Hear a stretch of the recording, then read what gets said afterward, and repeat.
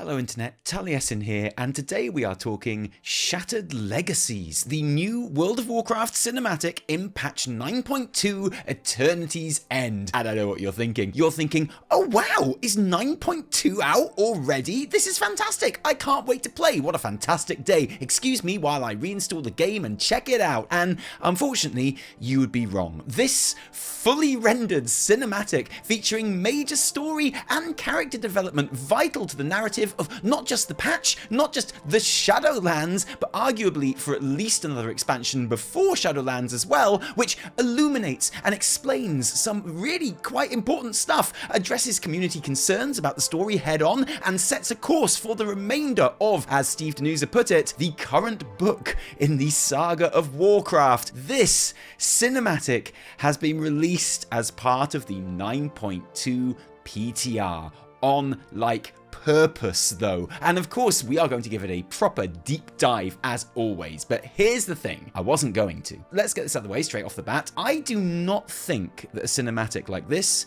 should be on the PTR. I don't think there is any reason to have it there. I personally don't believe that any story quests should be playable or data mineable before the patch goes live, because honestly, why would you? What's the point? What does it do apart from not just give away the story in advance, but also completely disjoint the flow of the narrative for most players who see cinematics and cutscenes and major story beats largely out of context and in isolation as a result? I get how we need to test new zones and tier sets and class changes, stuff that needs player feedback and data, but are you seriously telling me that after 17 years we aren't confident enough to implement quest lines that won't break if they aren't tested externally by the player base? And yes, I know there is a major hype element to the PTR these days, but when it comes to the story, I am a firm believer that the game would benefit so much from not having this stuff on the PTR, that when I first saw this cinematic, I wasn't going to make a cinematic analysis for it, kind of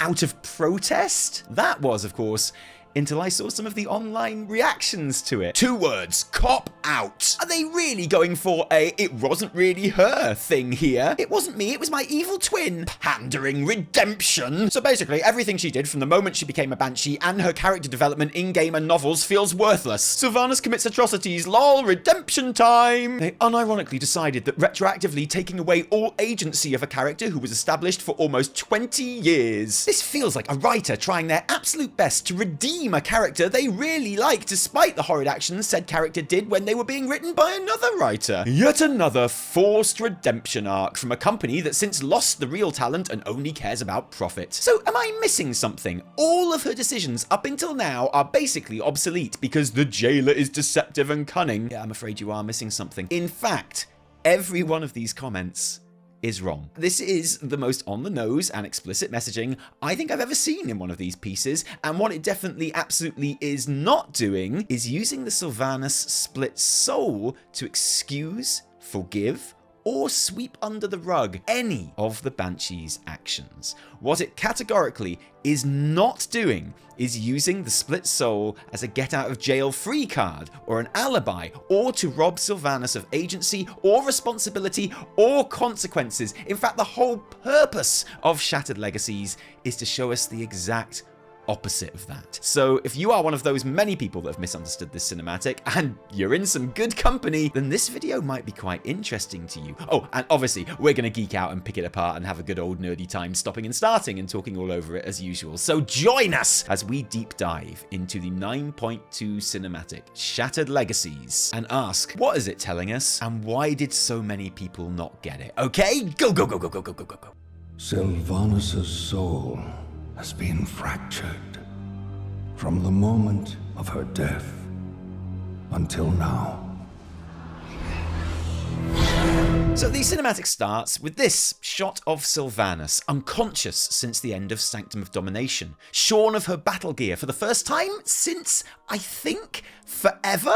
Correct me in the comments if I'm wrong about this, but this is the first time I think that we have ever seen her in any game without armor, which practically makes sense, but also has a very obvious symbolic purpose. We have always known Sylvanas as a warrior, not the class obviously, you know what I mean. Armed and ready to fight for her people or her cause. This is the most exposed and vulnerable we have ever seen her. She's in a room in Oribos, somewhere. Actually, a little later, we see that her bed appears to be in front of the Great Vault, which I've got to say, guys, is a weird choice. Not exactly off the beaten track there. But of course, the other noticeable thing worth talking about straight away is her scar. Now, there has been much speculation as to what this scar on her collarbone actually is. The most obvious explanation being, of course, it is the wound from when Arthas stabbed and killed her with Frostmourne in Warcraft 3 and fractured her soul in the first place. And this would be consistent with Uther's wound, but not consistent with established Sylvanas lore, which states in multiple sources that she was stabbed specifically in the abdomen. Basically, if this is supposed to be the wound from Frostmourne, it's a retcon, and one that I'm mostly okay with. From a dramatic point of view, it's easier to have the wound nearer her face, so there can be shots like this, rather than awkward scenes where everyone's like really intently inspecting her belly button, you know? It just looks better, and it also quietly unwrites all of the sexual assault analogy undertones, which, with the current situation at Activision right now, is probably the right call. However, for balance, I should point out that you can make a pretty good case that this isn't supposed to be the Frostmourne wound as well. That wound has never been portrayed on a Sylvanas model ever, and this wound has never been shown either until the very moment the jailer returned her soul fragment to her, upon which it started to glow. There is a pretty reasonable argument to be made that this is like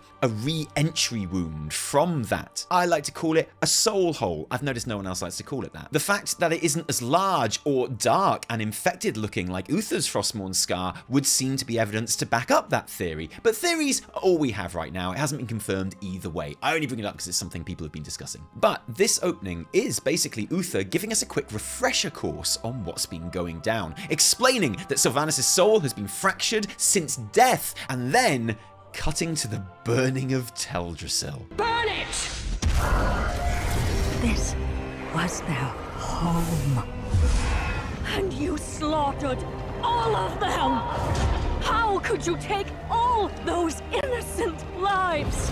This was beyond life and death. Initially with frames from or in the style of the Sylvanas Warbringer, which is a very different art and animation style to these rendered cinematics, which is instantly jarring, but also recognizable because the Warbringer is how we, the audience, experience this event. It's almost like we are reliving something that we've seen before. And you'd be forgiven for thinking that this really is about to turn into a previously on Sylvanas kind of sequence, especially as a voiceover starts over the top of this Warbringer footage.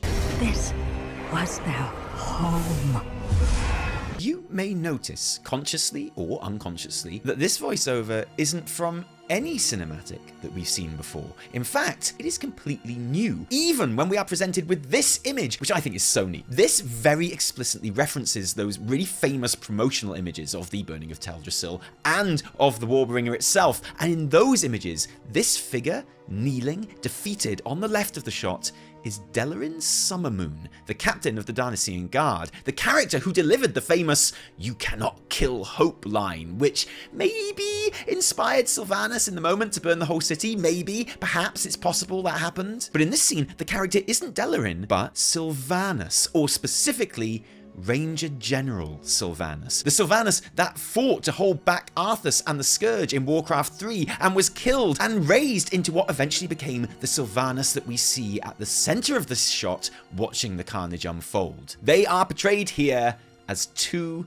separate entities. And I know what you're thinking, but you're just gonna have to put a cork in that and bear with me here, okay? And I really like this because when we realize that isn't Delarin, it undermines what we think we know about this scene, but also there's just the slightest suggestion that one of the reasons Delarin was able to trigger Sylvanas so effectively was because the Banshee saw something of her past self in Delarin, a memory that she lashed out against, and that's why her literal past self takes Delarin's place in her mind's recreation of these events.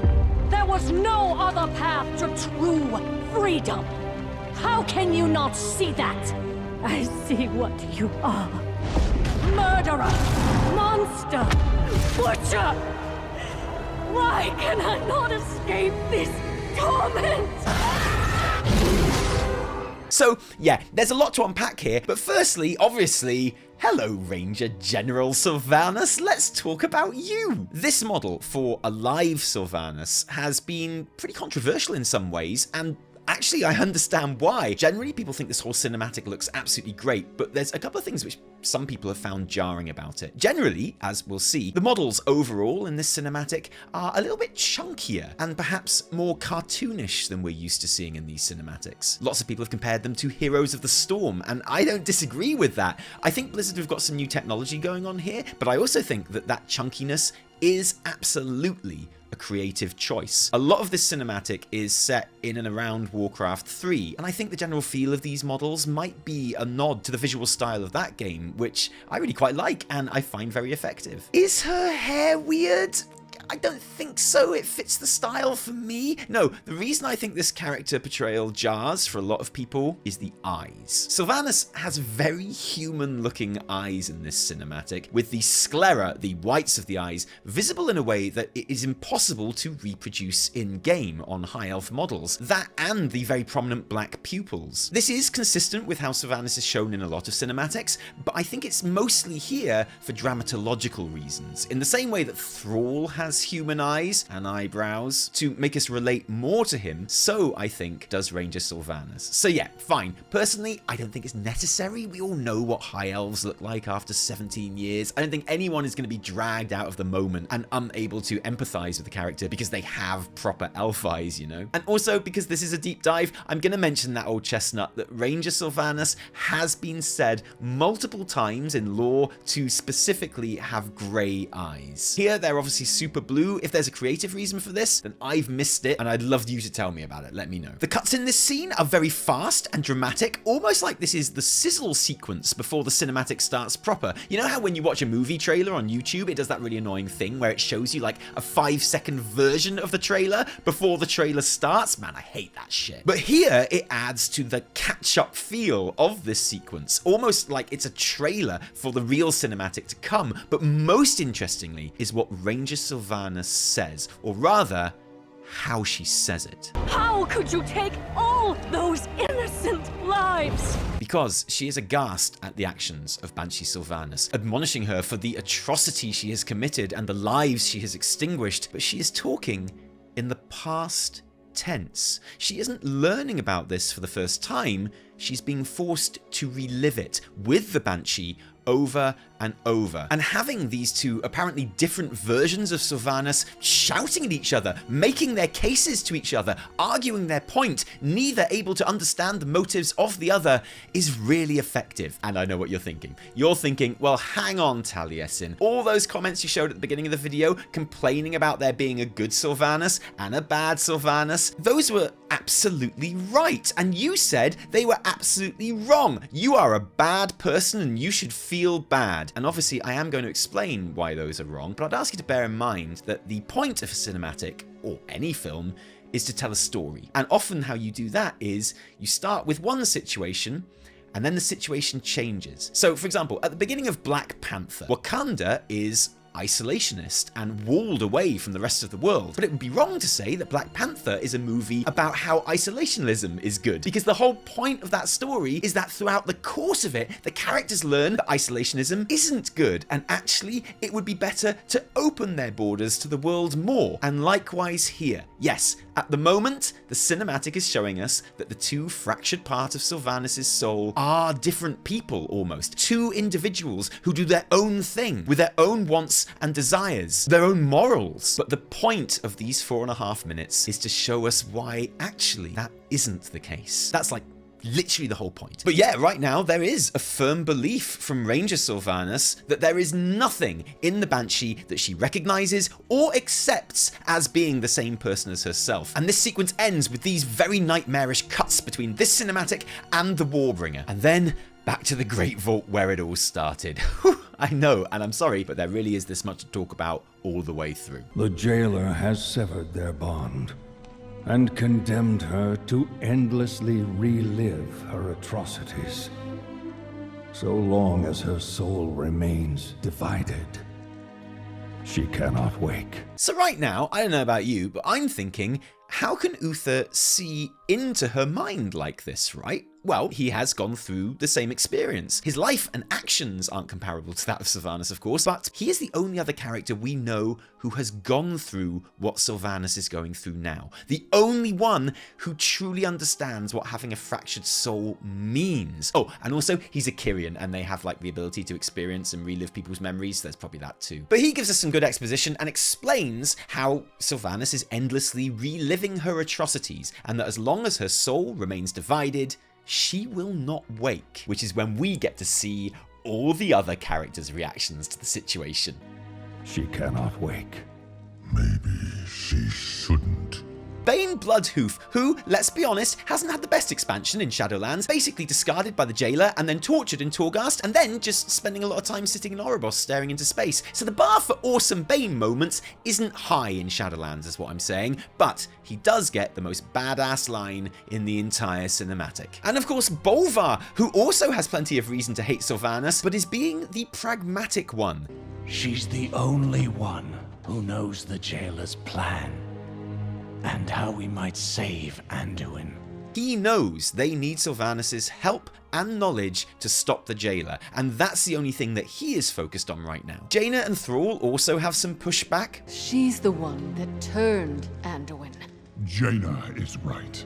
How can we possibly trust her? Which is good, but if I'm completely honest, I'd really have liked to have seen them push a bit harder. Their line delivery is just like really calm and low key, and that seems a little bit off to me. Their role in this scene is basically to voice the concerns of the audience, right? Like, dudes, this is Sylvanas. What are you doing? Just cut off her head and throw her out of Oribos. It's the only sensible thing to do. And also, there's a whole ton of people waiting to open their Great Vault. Come on now. I guess what I'm saying is I'd like to have seen them be a bit more passionate and committed in their objection to not just murdering Sylvanas or clapping her in irons or whatever. But with that in mind, Thrall's line, How can we possibly trust her? is the most important one here. The change in camera position makes those particular words echo around this cavernous space, highlighting it as the big question, as Uther sadly looks back towards Sylvie again. And if this is Bane, Thrall and Jaina versus Bolvar and Uther, then Bolvar is being pragmatic and thinking of the bigger fight, but Uther's care for Sylvanas comes from a much more personal place. Like I say, they share this experience. Uther has gone through the trauma of being murdered by Arthas, having his soul fractured, and he knows what it takes to reconcile that soul once it becomes whole again. He knows what it takes to come out the other side. Uther didn't have anywhere near the baggage that Sylvanas does. As he says, Her wound runs so much deeper than mine.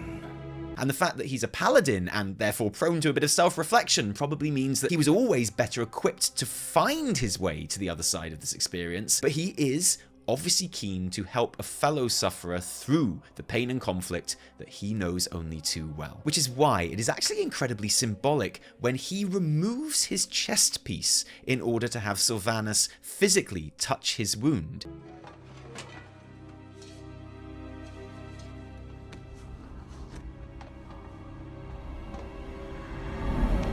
In hindsight, we can see that one of the reasons we have spent so much time with Uther in Shadowlands is to show us exactly what having a split soul really means, so that we as an audience are better informed about the Sylvanas story when she goes through the same. And we know that in overcoming all of this, one of the psychological roadblocks that Uther had, one of the realizations that he had to reconcile his soul, was to accept that he made a mistake in squaring up to Arthas as a foe rather than as a mentor or a friend. When Uther faced Arthas in Arundel, it was with weapon in hand, ready to fight, and so his removing his protective armor now to help his deadly enemy Sylvanas shows that he has actually learned from that. This is part of Uther's journey as much as Sylvanas's. And it is at this point that the real meat and potatoes of this cinematic starts in earnest. 1 minute and 55 seconds into the scene and 12 pages into my script. Dear God, I'm so sorry.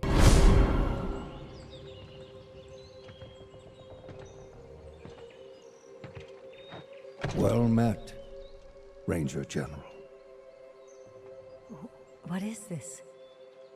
Who are you? We are in the glowy past times of Warcraft 3. Chunky RTS Uther says the line and greets chunky Ranger General Sylvanas, who is revealed to us with a classic Terran turn, as I like to call it. And if you think about it, this is the first moment since the end of the Sanctum of Domination that Sylvanas hasn't been endlessly and relentlessly reliving her past atrocities on a loop, a respite which lasts exactly 23 seconds before Uther brings up Arthas and makes her relive a whole bunch of other trauma all over again. Someone who shared your fate, felled by the blade of the very same prince.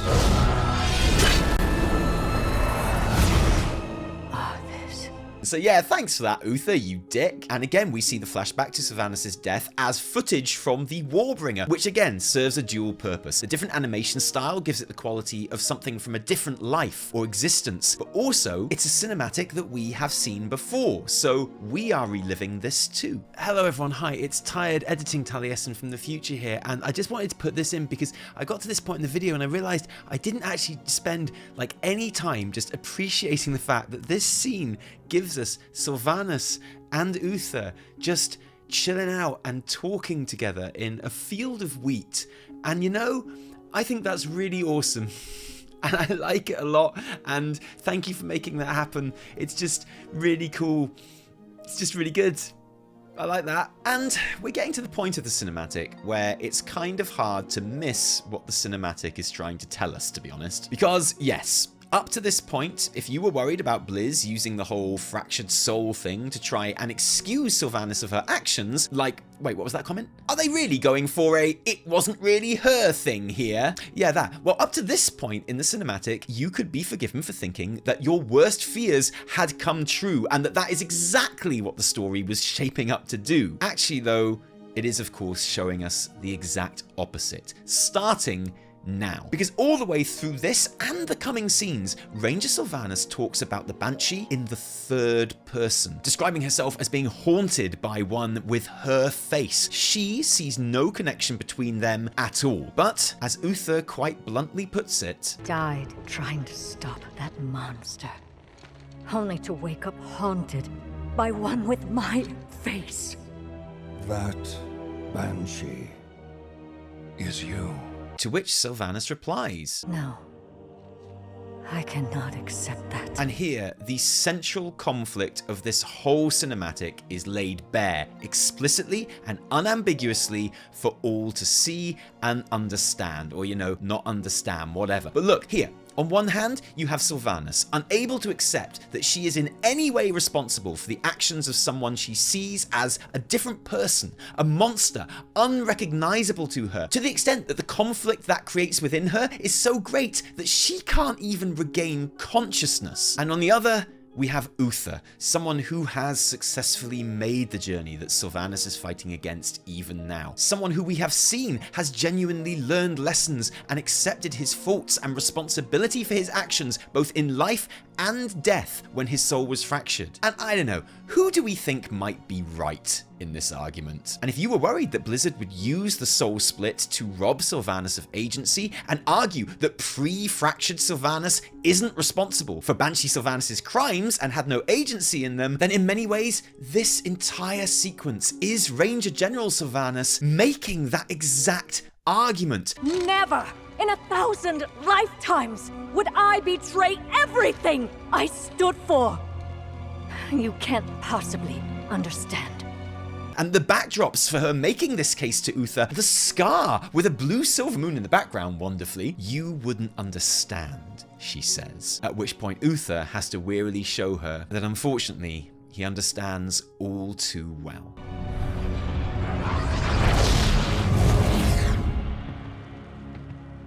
The jailer is deceptively cunning.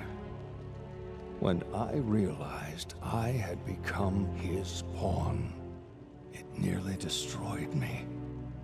He had no doubts it would destroy you as well. Was he right? Okay, let's talk about this line. I've read reactions to this which object to the idea of the jailer being deceptively cunning, and I understand that criticism, honestly. Certainly, the way he is portrayed in this game, he comes across much more of a blunt instrument than some kind of 7D chess player. But I think it's important to remember what kind of deceitful he actually is. It's important to remember that the jailer didn't directly trick Uther. He didn't win Uther over with cunning arguments. The point in that whole storyline was that Uther didn't even know that he was working for the jailer. He thought he was joining the Forsworn rebellion and then had to come to terms later with the fact that his anger and pain had made him side with a bunch of jailer allies, even without realizing it. And likewise, Sylvanas worked with the jailer willingly because she already agreed with his overall objectives of dismantling the machinery of life and death, of breaking that cycle that she saw as unfair and merciless. The jailer didn't have to convince her that that was a good idea. It's about as hard as convincing someone who's just got shot that guns are a bad idea, or persuading someone who just got stabbed in the eye with a fork that those forky eye stabbers need to be stopped before they stab anyone else's eyes with their forks. The jailer only had to lie to her about his motives, because it turns out he didn't just want to dismantle the system, he wanted to then be in charge of the new system with everyone serving him, and that's bad, that's a no-no. So he is cunning, he is deceptive,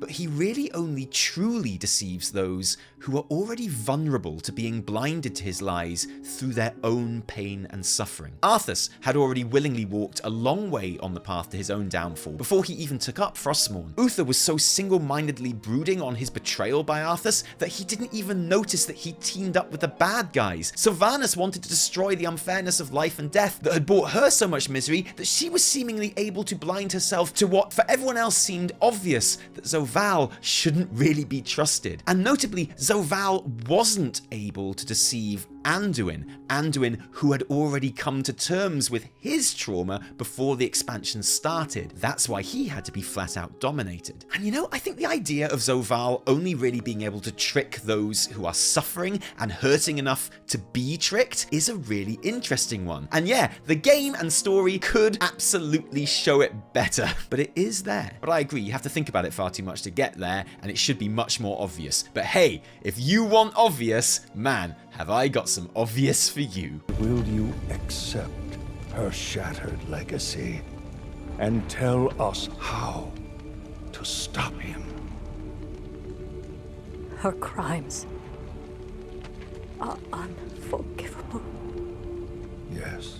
Okay, so the crimes of Sylvanas, the Banshee, are unforgivable. And Ranger Sylvanas is Sylvanas the Banshee. These are both things which the cinematic has said out loud. And the two parts of her soul are presented as distinct and different entities in this scene up to this point, because this is Sylvanas' mind we are in, and that is how she is trying to see them. She is making the argument that many of us were worried Blizzard would make, that these are different Sylvanases, and that you can't blame the good Sylvanas for the actions of the bad Sylvanas, right? But Blizzard isn't trying to use the soul fracture to absolve Sylvanas of guilt or consequence. They are showing us Sylvanas trying to do that. But she can't, because that's not how the soul fracture works. And I know what you're thinking. You're thinking, hang on Taliesin, don't make out you know how the soul fracture works. How could you know that? I don't know how the soul fracture works. But actually, you do. Anyone who played through Shadowlands does, even if you didn't take part directly in Uther's story in the Kyrian campaign. Because in 9.1, we help Uther regain his fractured soul crystal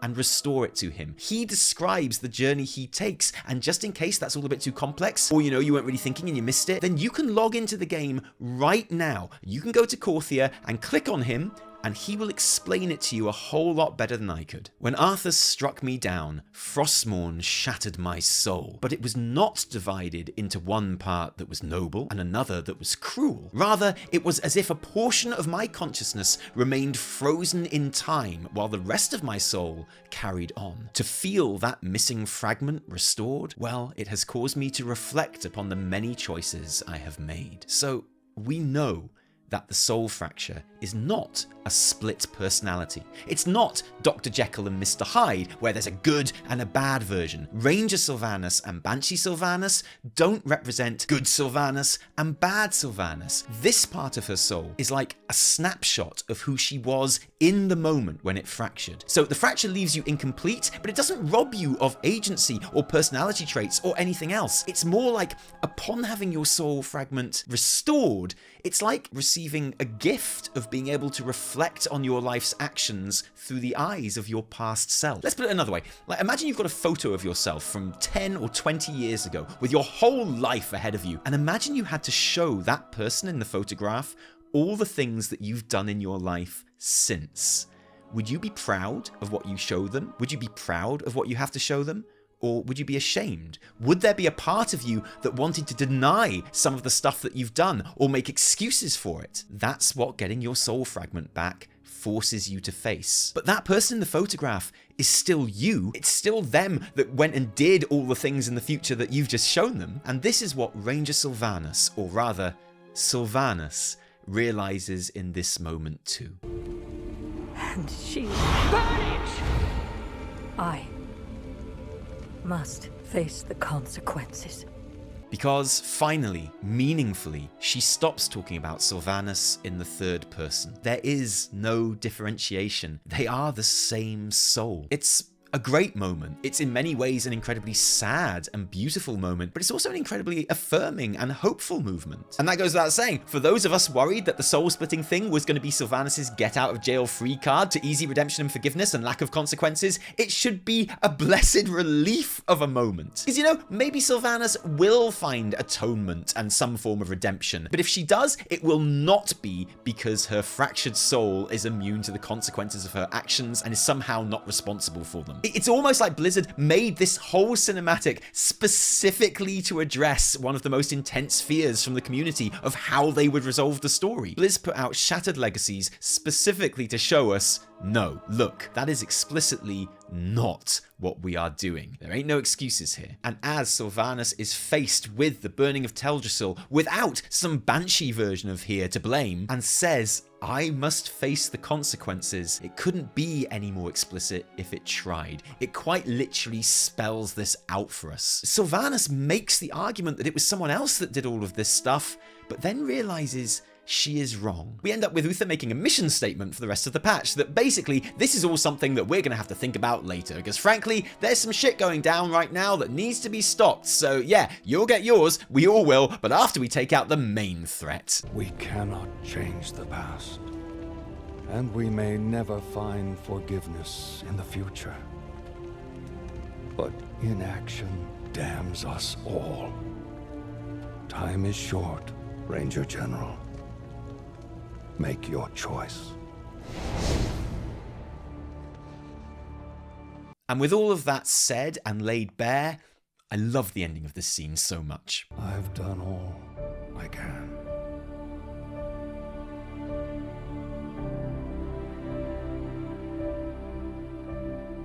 With the very obvious callback to Vol'jin's death scene, both in the music, the framing, the characters and shot fading out.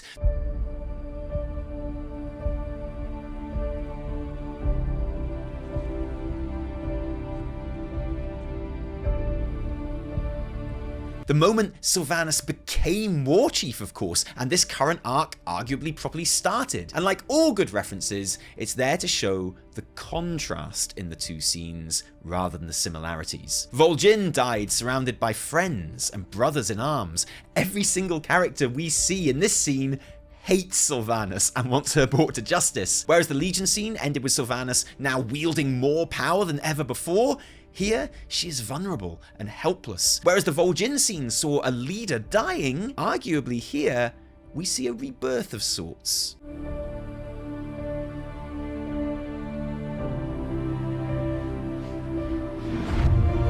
As a moment which could have been terrible, the obvious opening of Sylvanas' eyes is actually unexpectedly pretty good. I think because there's not some bullshit Jon Snow, very sudden movement, an intake of breath. It's slow, it's calm, determined. It's not a surprise to Sylvanas that she has opened her eyes here. It was her choice. And what happens next? Who knows? The next time we see Sylvanas is about half an hour of game time later. When we open the way to the sepulchre of the first ones, she's dressed in this awesome new armor now, but nothing is explained. Like, where did she get this armor from? Why is she wearing it? Should we have some character dialogue giving us some insight into what she's thinking right now? No? Oh, you're just gonna f off to the raid and I'll see you when I get there, is it? Okay, cool, thanks. So, yeah, I guess Uther wasn't joking when he was like, we'll get back to how guilty you are later. And there we have it. Shattered Legacies, a cinematic which makes it about as clear as it possibly can what it is trying to tell the viewer. Blizz could not have made it more obvious than...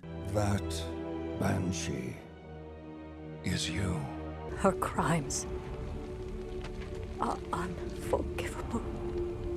Yes. And she...